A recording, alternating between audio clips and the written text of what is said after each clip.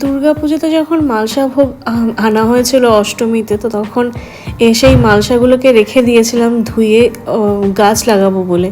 তো আজ সেই মালসাগুলোকে ডেকোরেট করবো করে বসেছি। তো লিপন আর্ট করতে গিয়ে যেই কাজগুলো এক্সট্রা মানে ভাঙা কাজ যেগুলো বেরিয়েছিল, তো সেগুলো দিয়েই আজকে এই মালসাটাকে ডেকোরেট করব। তো তার জন্য প্রথমেই যেটা লাগবে সেটা হচ্ছে গিয়ে আমি অ্যাডহেন্সিভ ইউজ করেছি, ফেভিকুইকের অ্যাডহেন্সিভ। তো তার মধ্যে আমি যে ভাঙা কাজ যেগুলো ছিল সেগুলোকে বসিয়ে দিচ্ছি।